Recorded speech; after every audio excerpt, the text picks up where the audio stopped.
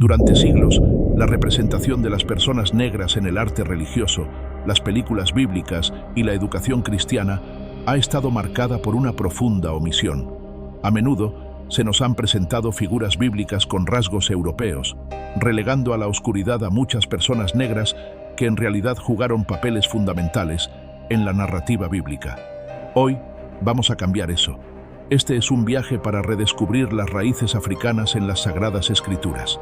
Un viaje para vernos reflejados en la historia más influyente del mundo, la Biblia. 1. África en el corazón de la Biblia. Para entender el papel de las personas negras en la Biblia, primero debemos reconocer un hecho importante. África está presente desde el Génesis hasta el Apocalipsis. Cuando decimos personas negras, no nos referimos solo al color de piel, sino a los pueblos africanos, cusitas, egipcios, etíopes, sabeos y otros grupos ancestrales que habitaban desde el Nilo hasta Kush y más allá. Muchos de los lugares clave de la Biblia están en África o en sus cercanías. Egipto, donde se crió Moisés. Kush, mencionado más de 50 veces en la Biblia. Etiopía, que aparece tanto en el Antiguo como en el Nuevo Testamento. Esto no es casualidad. África fue protagonista desde el principio. 2. Cam y la descendencia africana. Empecemos desde los orígenes. En Génesis 10 se menciona a los hijos de Noé, Sem, Cam y Jafet. De Cam provienen Mizraim, Egipto, Cus, Etiopía, Sudán, Put, Libia y Canaán. Todos estos son pueblos africanos.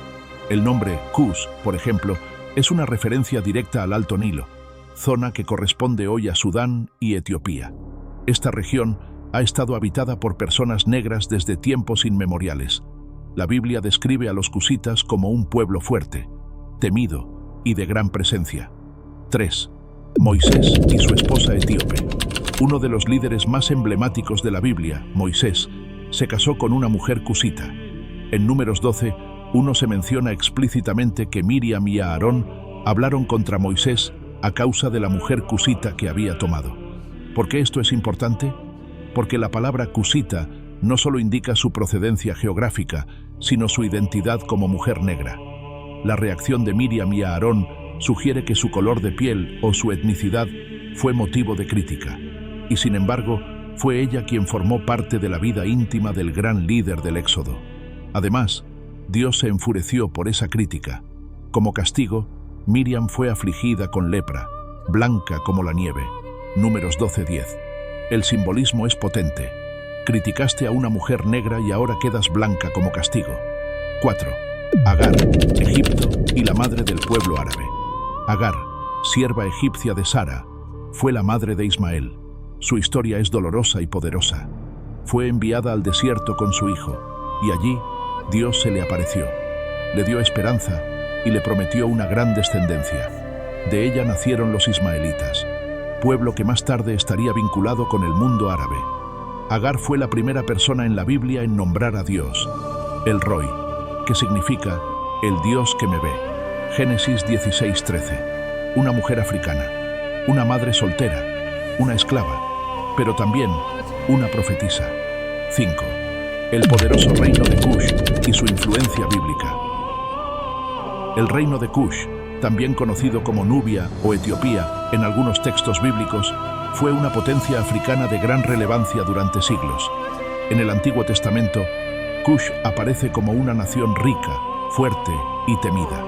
En Isaías 18, 1-2, se habla de una tierra que está más allá de los ríos de Etiopía, cuyos embajadores eran enviados sobre las aguas en naves de junco. Este no es un pueblo pequeño o insignificante.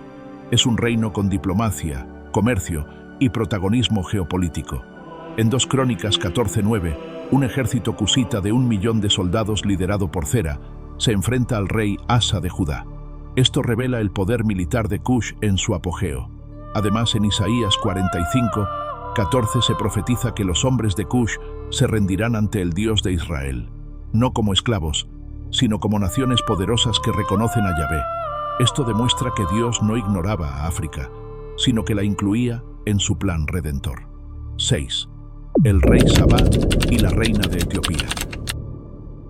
Uno de los encuentros más icónicos de las Escrituras ocurre cuando la reina de Sabá viaja desde el sur, probablemente desde Etiopía o Yemen, para encontrarse con el rey Salomón. La historia aparece en 1 Reyes 10 y 2 Crónicas 9. La reina no solo trajo oro, especias y piedras preciosas, sino también sabiduría y preguntas profundas. Su visita marcó una alianza espiritual y política entre el pueblo hebreo y los africanos del sur. En muchas tradiciones africanas, esta reina es vista como la madre del linaje real etíope que culminaría con la llegada del cristianismo a Etiopía siglos después. El hecho de que Salomón la haya recibido con honor y que ella se haya sentido impulsada a adorar al Dios de Israel revela un puente entre Jerusalén y África que fue profundo y duradero. 7. El etíope eunuco, el primer converso africano al cristianismo. En el libro de Hechos 8:26 a 39 encontramos uno de los relatos más conmovedores del Nuevo Testamento: el encuentro entre el diácono Felipe y un funcionario etíope, un eunuco que había ido a adorar a Jerusalén. Este hombre era tesorero de Candace, reina de los etíopes. Viajaba en su carro leyendo al profeta Isaías.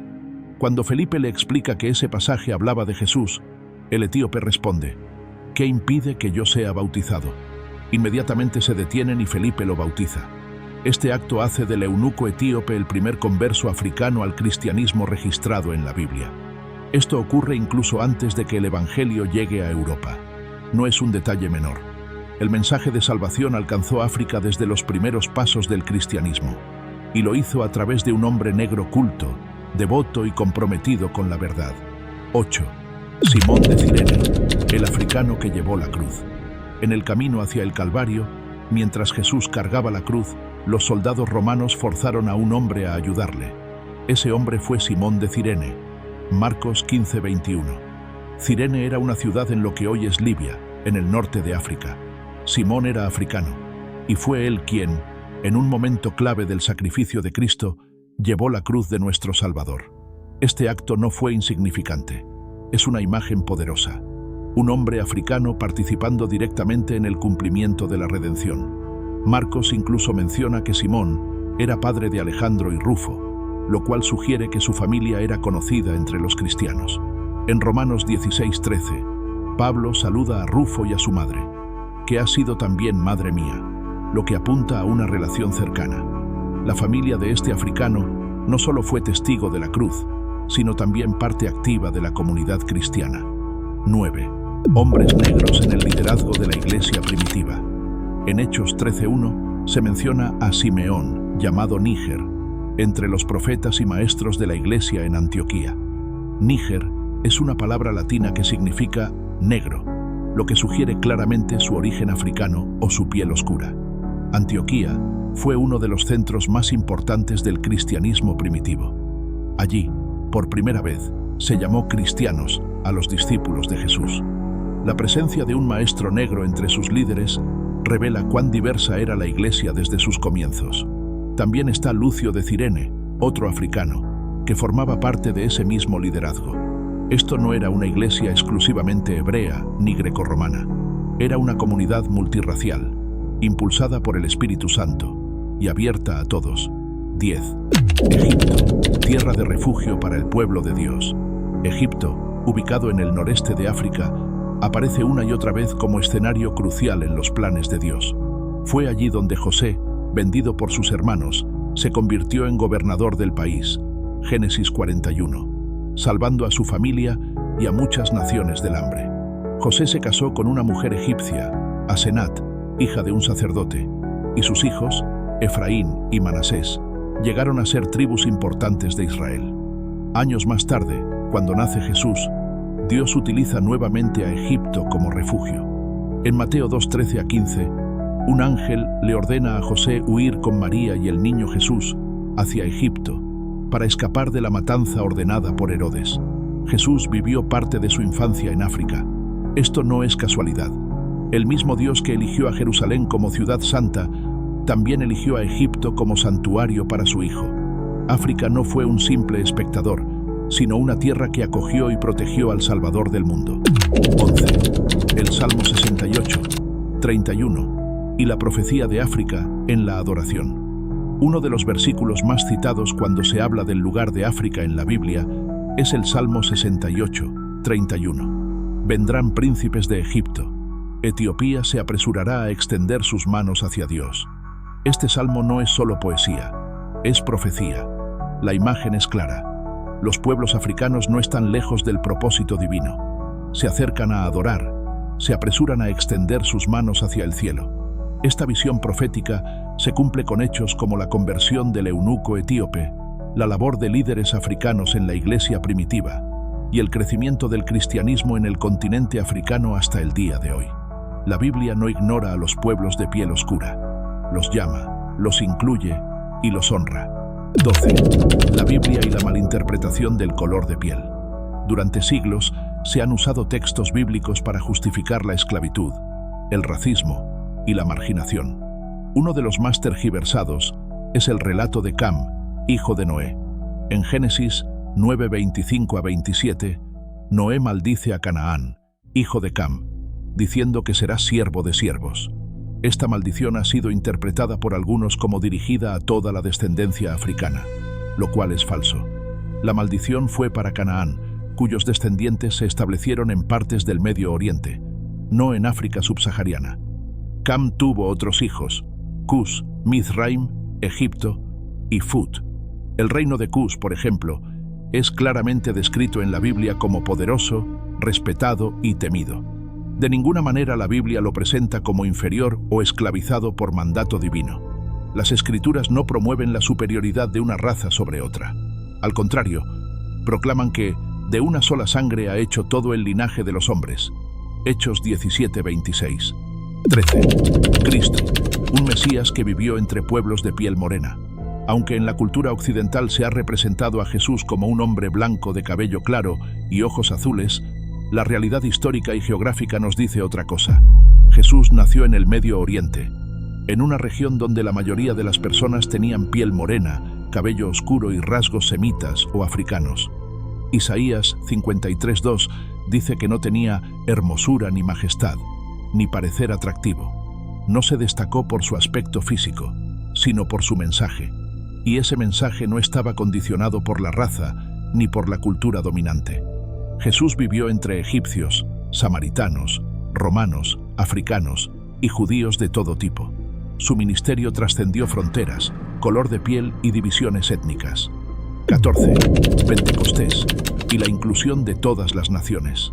En Hechos 2, cuando el Espíritu Santo desciende sobre los discípulos en Pentecostés, se menciona que había en Jerusalén judíos piadosos de todas las naciones: partos, medos, elamitas, habitantes de Mesopotamia, Judea, Asia, Egipto y de las regiones de Libia cercana a Cirene. Estos africanos fueron testigos del nacimiento de la Iglesia. Escucharon a los apóstoles hablar en sus idiomas. Llevaron el Evangelio de regreso a sus tierras. Esto refuerza que el cristianismo no nació en Europa, sino en Asia y África, y desde allí se expandió. La Iglesia desde su origen fue multicultural, multirracial y universal. 15. La Iglesia de Antioquía y los líderes africanos. En Hechos 13:1 leemos sobre los profetas y maestros de la Iglesia de Antioquía. Uno de ellos es Lucio de Cirene, otro africano. También se menciona a Simón llamado Níger, cuyo apodo significa negro en latín, lo que probablemente alude al color de su piel. Esta iglesia fue la primera en enviar misioneros al mundo gentil, y entre sus líderes había africanos. Esto demuestra que desde el principio, la iglesia fue dirigida por personas de diversas etnias, incluyendo personas negras. La diversidad no era un obstáculo para el liderazgo, era parte del diseño de Dios. 16. Padres de la iglesia africanos: Tertuliano, Orígenes, Agustín. A medida que la iglesia crecía, surgieron grandes pensadores cristianos, muchos de ellos provenientes de África. Aquí algunos de los más destacados. Tertuliano, centésimo sexagésimo a 220 después de Cristo, originario de Cartago, actual Túnez, fue uno de los primeros teólogos en escribir en latín. Él acuñó la palabra Trinidad para describir la naturaleza de Dios. Orígenes, 185 a 254 después de Cristo, nacido en Alejandría, Egipto, fue uno de los más influyentes eruditos de la iglesia primitiva. Su trabajo en la interpretación bíblica sentó bases teológicas aún relevantes. Agustín de Hipona, 354 a 430 d.C., quizás el más influyente de todos, nació en la actual Argelia. Sus obras como Confesiones y La ciudad de Dios siguen siendo fundamentales para la teología cristiana occidental. Estos hombres eran africanos, eran parte del continente negro, del mismo linaje de pueblos que muchos han querido excluir de la historia sagrada. Pero ellos fueron pilares de la fe cristiana. 17. La expansión del cristianismo en África primitiva. Mucho antes de que Europa adoptara oficialmente el cristianismo, África ya tenía comunidades cristianas vibrantes. En Etiopía, el cristianismo fue adoptado como religión oficial en el siglo IV, convirtiéndose en uno de los primeros países cristianos del mundo. Hasta hoy, la Iglesia Ortodoxa etíope conserva una herencia milenaria, independiente de la Europa medieval. En Egipto, los cristianos coptos formaron una de las comunidades más antiguas y resistentes. Su liturgia, su idioma copto y sus prácticas reflejan una tradición viva que data de los tiempos apostólicos. En Nubia, al sur de Egipto, hoy Sudán, el cristianismo floreció durante siglos antes de ser desplazado por el Islam, pero dejó huellas profundas en la cultura y la historia africana. Estos cristianos africanos no fueron convertidos por misioneros coloniales, sino por los apóstoles y los primeros discípulos. Su fe no fue impuesta, fue heredada desde los días más tempranos de la Iglesia. 18. El impacto de los africanos en la Biblia y la fe. Resumamos. Los pueblos africanos aparecen en la Biblia no como extras, sino como actores centrales. Desde reyes y sabios hasta pastores y líderes de iglesia, su presencia está entretejida en el plan de redención. No es accidental, es intencional. La fe cristiana fue acogida en África desde el inicio. Personas negras lideraron, enseñaron, sufrieron y glorificaron a Dios con sus vidas. Dios no dejó fuera a los pueblos de piel oscura. Los incluyó desde el principio. 19. El mito del cristianismo como religión blanca.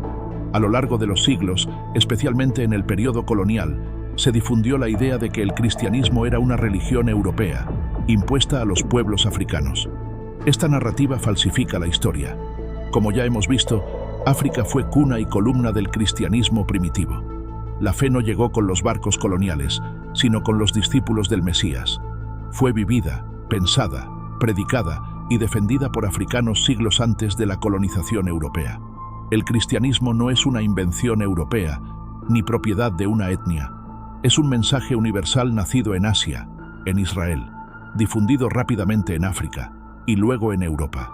La imagen de un Jesús rubio, con ojos azules y piel pálida, más cercana a los íconos renacentistas que al Jesús histórico, ha alimentado durante siglos una visión falsa de la fe cristiana.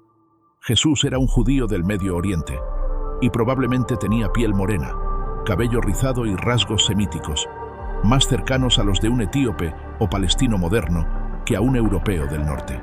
20. La profecía de Isaías sobre Egipto y Etiopía.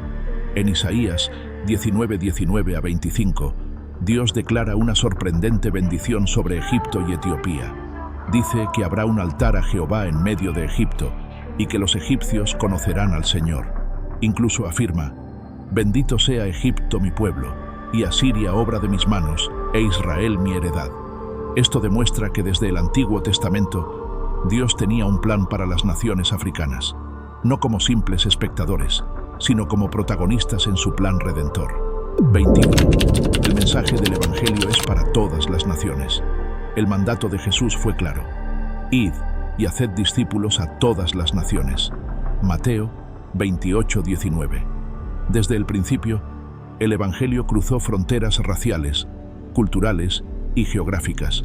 Hechos 2 nos muestra que entre los que escucharon el primer sermón de Pedro en Pentecostés había visitantes de Egipto, Libia y otras regiones africanas. Desde el día 1, los africanos oyeron el mensaje del Mesías resucitado. El apóstol Pablo también lo deja claro en Gálatas 3:28. Ya no hay judío ni griego, esclavo ni libre, hombre ni mujer, porque todos ustedes son uno en Cristo Jesús. El color de piel, el origen étnico, la nacionalidad. Nada de eso excluye a nadie del reino de Dios. 22. La historia continúa hoy. Hoy, África es uno de los continentes donde el cristianismo más crece. Millones de creyentes oran, adoran, estudian la Biblia y predican el Evangelio con pasión y fidelidad. Países como Nigeria, Etiopía, Ghana, Uganda y Sudáfrica tienen comunidades cristianas vibrantes, muchas de ellas basadas en las raíces que se remontan al cristianismo primitivo. La Iglesia africana moderna no es una copia de Occidente. Es auténticamente africana y bíblicamente fiel. Canta con sus propios ritmos, ora con su propio fervor y predica con su propio fuego. 23. Una invitación a reconocer y valorar la herencia africana en la fe. Es tiempo de sanar las heridas causadas por siglos de exclusión y racismo. La historia bíblica no silencia a las personas negras. Al contrario, las exalta, las muestra como parte del pueblo de Dios, como modelos de fe y valor. Negar la presencia africana en la Biblia es negar parte del cuerpo de Cristo. Honrar esa presencia no es dividir a la Iglesia, sino reconocer su diversidad y unidad en Cristo. 24. Apocalipsis. La visión final de unidad en diversidad. La Biblia culmina en el libro de Apocalipsis con una imagen majestuosa de la humanidad redimida. Después de esto miré, y he aquí una gran multitud, la cual nadie podía contar, de todas naciones y tribus y pueblos y lenguas, que estaban delante del trono y en la presencia del Cordero, vestidos de ropas blancas. Apocalipsis 7:9. Dios no borra nuestras identidades culturales ni nuestros rasgos físicos en la eternidad. La diversidad es parte del diseño divino, y en la gloria futura, los redimidos de todos los continentes adorarán juntos, sin jerarquías, sin racismo, sin colonialismo espiritual. En ese día, africanos, asiáticos, europeos, indígenas y personas de todas partes se unirán en un solo canto. La salvación pertenece a nuestro Dios. 25. El llamado a restaurar la narrativa. Es tiempo de recuperar la verdad histórica y bíblica. África ha sido parte esencial del pueblo de Dios desde el principio. Este mensaje no solo es importante para quienes se sienten marginados, sino también para todos los creyentes, porque la verdad nos hace libres. Enseñar y predicar la Biblia con fidelidad implica también visibilizar a los pueblos africanos en el texto sagrado. No se trata de forzar interpretaciones, sino de dejar de ocultar lo que siempre ha estado allí. 26. Reconciliación y justicia en la Iglesia de hoy. El racismo y el eurocentrismo han dañado profundamente la vivencia del cristianismo. Es necesario reconocer estos errores históricos, arrepentirse y avanzar hacia una iglesia donde todas las culturas sean valoradas y donde nadie sea excluido por su color de piel. Efesios 2:14 dice que Cristo derribó la pared intermedia de separación entre judíos y gentiles. Hoy, debemos derribar también las paredes de prejuicio y exclusión dentro de la iglesia. 27. Ejemplos actuales de líderes negros cristianos. Hoy, la herencia de los personajes bíblicos africanos continúa en hombres y mujeres que lideran iglesias, movimientos, obras misioneras y ministerios en todo el mundo. Pastores, teólogos, profetas y misioneros afrodescendientes están levantando la voz con sabiduría y poder, rescatando no solo la historia, sino modelando el presente y el futuro del cristianismo.